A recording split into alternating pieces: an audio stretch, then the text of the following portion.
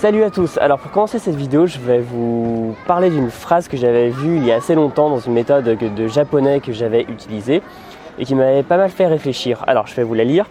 Karaoke wa ichiban okane o tsukaimasen. Alors, si vous parlez pas japonais, je vais vous traduire mot à mot pour commencer. Donc le karaoké n'est pas ce qui utilise le plus d'argent. Voilà. Et en fait, il s'agissait d'un exercice avec une compréhension de texte et à la fin des questions. Et en fait, à cette question, enfin non, c'était plutôt des affirmations auxquelles il fallait répondre par vrai ou par faux. J'avais eu faux. Alors qu'en effet, il y avait des activités qui coûtaient plus cher et moins cher que le karaoké. Et j'ai cherché parce que je me disais, mais c'est pas possible. Enfin, c'est pas l'activité qui coûte le plus d'argent. En effet, dans ce texte. Et j'ai fini par chercher un peu, par demander à une personne de langue maternelle japonaise. Et je me suis rendu compte que en fait, cette phrase voulait dire en fait, le karaoké est l'activité qui demande le moins d'argent. Donc c'est l'inverse de ce qui demande le plus d'argent en négation. Voilà. Et finalement, ce que j'avais fait comme erreur, c'était de me reposer sur le français et de traduire directement vers le français. Et là, j'étais passé totalement à côté de tout un filtre culturel qui fait que, par exemple, les Japonais parlent de manière qu'on va considérer généralement en France comme plutôt polie. Et ça, c'est vraiment l'erreur que j'avais faite en traduisant directement. Alors qu'en fait, finalement, c'est presque une manière, bon, je ne sais pas si c'est vraiment de la politesse, peut-être que je me trompe et que grammaticalement, c'est plus profond. Mais moi, ce que ça m'évoque, c'est qu'en fait, les Japonais vont pas dire c'est l'activité la plus bon marché, mais ils vont dire ce n'est pas l'activité qui demande le plus d'argent. Et ce qui m'amène à vous parler aujourd'hui du fait qu'il faut faire vraiment attention à tous les présupposés culturels, à tout le fond culturel, la base culturelle auquel on ne fait pas forcément attention, mais qui vont, tous ces éléments qui vont vous empêcher de parler, de comprendre une langue, et une fois que vous les maîtriserez, qui vous permettront vraiment de saisir ce qu'on vous dit. Parce qu'en fait, bon, je vous dis beaucoup comment apprendre des mots de vocabulaire, des expressions. Donc ça, c'est déjà énorme pour se faire comprendre et pour comprendre les choses. Mais en plus, si on veut aller plus loin, il devient indispensable de comprendre toutes ces choses qui sont finalement, qui sont non dites en fait, qui sont implicites dans la langue et à côté duquel on a vite fait de passer. Et c'est pour ça que à un moment, il faudra quand même que vous fassiez attention à ça et que vous y intéressiez. Et c'est pour ça que je vous recommande de parler avec des locuteurs natifs et de à un moment quand même passer au-delà de juste les textes. Même si bon, là c'était dans un manuel, hein, donc les manuels ne sont pas sans valeur. Et c'est vraiment le fait de parler avec des locuteurs natifs qui va vous donner non seulement les expressions les plus utilisées, les expressions qui vont revenir sans arrêt, les tics de langage, toute la manière de parler. Parce qu'en fait, la première erreur qu'on puisse faire quand on a atteint un certain niveau, c'est de se dire bon, maintenant je maîtrise cette langue, je peux la parler. Et en fait, on se rend compte qu'on parle bien, mais un peu comme un touriste. Donc il ne faut pas y voir quoi que ce soit de péjoratif. Mais en fait, on parle bien comme quelqu'un qui maîtrise les codes linguistiques, que ce soit écrit ou oral, mais peu les codes culturels. Et par exemple, ça peut mener à des choses qui sont assez frappantes. Par exemple, pour rester sur l'Asie, je connaissais des gens qui avaient travaillé un petit peu à Singapour, dans l'industrie du jeu vidéo. Et en fait, ils s'étaient rendus compte qu'il était quasiment impossible dans ces pays-là de dire à quelqu'un qu'il se trompait ou de dire que ça n'allait pas, ça ne marchait pas. Ce qui est quand même à la base du travail d'équipe, c'est que parfois on peut avoir des désaccords, on peut faire preuve d'esprit critique, remettre en question des choses pour avancer tous ensemble. Et c'est généralement ce qui se fait, par exemple en France, on va dire bon là par contre je suis pas d'accord avec ça, est-ce qu'on pourrait pas essayer ça à la place?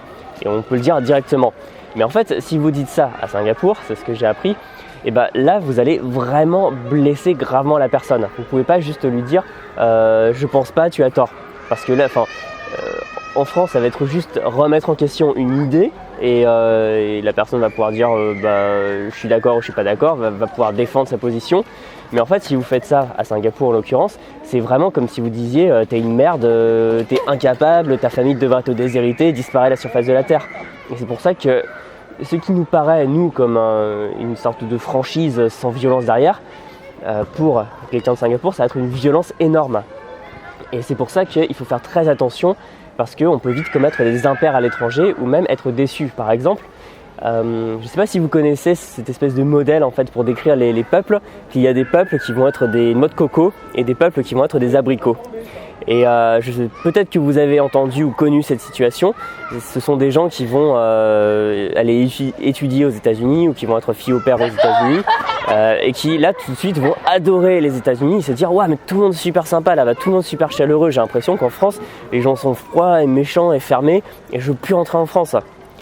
Et vous reprenez les mêmes personnes 3 mois, 6 mois plus tard, le discours va avoir totalement changé. Généralement ils vont vous dire ah mais en fait, je pensais que les gens étaient sympas, mais à un moment j'ai eu un gros problème. Et là, tous les gens qui disaient être mes potes, ils étaient plus là. Il n'y avait plus personne pour m'aider, c'était horrible. Je me sentais tout seul et la France me manquait trop. Bon, c'est pas pour critiquer les Américains, mais ça montre bien qu'on peut subdiviser de manière un peu grossière, il est vrai, les gens en abricots, c'est-à-dire ils vont être tendres à l'extérieur, mais à l'intérieur il va y avoir un noyau dur. C'est pour ça que souvent les Américains, ce qu'on peut appeler les anglo-saxons généralement, on va les trouver super sympas, et souvent les peuples latins on va les trouver super chaleureux, mais quand on creuse un peu, parfois on se rend compte que ils peuvent être un peu plus durs que ça. Et à l'inverse, il va y avoir les peuples noix de coco, généralement on cite les Français, où ça va être une apparence un peu froide, de la distance, pas forcément très sympathique, pas très avenant, mais une fois que vous avez réussi à les apprivoiser, c'est vos amis pour la vie et vous pouvez les appeler à 1h du matin, ils vont se relever pour venir vous aider. Et généralement on cite les Français, je suis plus le voir avec les Finlandais qui ont l'air assez froids au premier abord, les Allemands dans une certaine mesure aussi, les Russes beaucoup. Parce que les Russes, parfois, on a l'impression qu'ils veulent nous tuer, mais une fois qu'on les connaît, c'est nos amis pour la vie. Et toutes ces choses-là peuvent se refléter dans le langage, comme là dans cet exemple pour le japonais, mais parfois même pas. Et en fait, non seulement il faut arriver à comprendre comment pensent les gens, comment ils réfléchissent dans leur tête, pour comprendre déjà la langue et ne pas plaquer du français. Donc la première erreur, ce serait de traduire mot à mot, de plaquer les expressions françaises, mais bon, ça je pense que vous ne le faites pas parce que c'est évident que ça ne marche pas.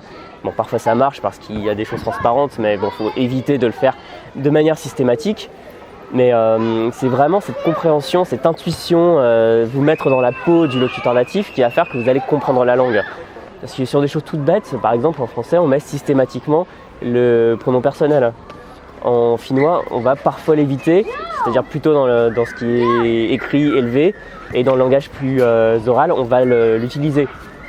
Au Japon, par exemple, quand on s'adresse à quelqu'un, on va plutôt dire son nom plutôt qu'un pronom personnel qui généralement va indiquer une notion de proximité qu'on n'a pas forcément avec tout le monde. Voilà, donc ça c'est vraiment un aspect super important dont on ne se rend pas forcément compte au début parce qu'on est déjà très content d'arriver à dire salut, comment tu vas, moi je m'appelle machin, j'habite en France et j'apprends ta langue. Ça c'est le niveau basique qui est important à avoir, c'est vraiment le socle. Et ensuite si vous voulez aller plus loin, il faut vraiment, comme j'ai dit, parler avec des locuteurs natifs parce que c'est eux qui vont vous faire prendre conscience de comment parlent les gens et l'impact de vos mots et ce que eux veulent dire. Et pour prendre un exemple que je connais bien, les Finlandais par exemple trouvent généralement les Français assez peu fiables quand ils les connaissent pas bien parce que les Français ils disent un peu des choses en l'air pour eux. Par exemple, un Français va dire ouais on s'appelle, mais sauf que ça veut pas dire qu'il va vous appeler. Alors que si vous dites à un Finlandais je vais t'appeler, s'il ne connaît pas bien la culture française, il va s'attendre vraiment à ce que vous l'appeliez. Il va limite être avec son téléphone et il ne va pas comprendre si vous ne l'appelez pas. Ou alors, si vous dites des choses très second degré, parfois les Finlandais ne les captent pas très bien parce que, je ne dis pas qu'ils sont premier degré de manière péjorative, mais généralement ils vont avoir un humour, une façon de parler plus premier degré. Et c'est pour ça qu'on peut vite ne pas comprendre le langage parce qu'on va le réceptionner comme du français classique, quoi. Et alors qu'en fait ça peut être très différent. Donc faites attention à la manière dont vous vous exprimez parce que ça ne va pas forcément être perçu comme vous vouliez le dire en français parce que vous avez seulement traduit du français vers la langue. Et quand on vous dit des choses, parfois vous allez les prendre d'une certaine manière mais ce n'est pas forcément une bonne réponse. Par exemple les Japonais sont connus pour ne jamais vraiment dire non aux clients. Donc si vous demandez dans un magasin quoi que ce soit un plat, un objet, etc. qu'ils ne peuvent pas vous le fournir, ils vont parfois essayer de le tourner d'une autre façon et vous allez vous dire ah mais c'est bon, mais en fait c'est juste que la personne japonaise aura été trop polie pour vous dire non, et alors que vous, français, vous ne comprenez pas pourquoi on ne vous a pas dit un non froid et massif qui pour vous était clair et normal. Mais c'est culturel. Voilà, donc faites attention à ça, c'est vraiment du langage parfois même pas verbal, hein, c'est parfois même des tics d'expression, des choses qu'on remarque au langage corporel. Et il faut faire attention sur ces deux tableaux, c'est-à-dire l'aspect purement lexical, le vocabulaire, avoir une bonne grammaire, etc. Mais en plus, arriver à vous mettre dans la tête du locuteur natif, penser comme lui, faire du profiling presque, comme avec les tueurs en série. Et avoir cet instinct, cette intuition qui met du temps à venir, hein. C'est pas facile et je pense pas l'avoir pour tout. Et parfois, peut-être que je dois paraître un peu binaire français à des étrangers, mais c'est quelque chose d'extrêmement subtil et qui vient vraiment sur le long terme. Donc encore une fois, beaucoup de conversations avec des locuteurs natifs, plutôt qu'avec des profs français qui vont juste vous expliquer et qui peuvent très bien le faire, cela dit, l'aspect grammatical, et beaucoup d'immersion, regardez des films, lisez des livres et vous allez voir que les gens ont l'air de penser différemment de vous, et généralement c'est le cas, ils pensent différemment. Et c'est là tout l'intérêt de l'apprentissage des langues, parce que ce n'est pas seulement apprendre du code oral et écrit, mais aussi tout un aspect socio-culturel pour se plonger dans un pays qui n'est pas le nôtre, où les mentalités sont différentes. Voilà, j'espère que vous avez aimé cette vidéo. Si vous avez quelque chose à en dire, des expériences, des anecdotes à partager, vous pouvez le faire en commentaire, ce sera super intéressant. Vous pouvez vous abonner à la chaîne, mettre un pouce sur cette vidéo. Et pour terminer, je fais passer en ce moment un sondage sur la compréhension orale, c'est-à-dire comprendre ce qu'on vous dit, comprendre ce que vous entendez dans un film, à la radio. C'est un des piliers de l'apprentissage des langues. Si vous avez des difficultés, vous pouvez m'en faire part dans ce questionnaire. Et il y a le lien, encore une fois, en bas dans la description. Allez, je vous dis à bientôt pour une prochaine vidéo. Salut!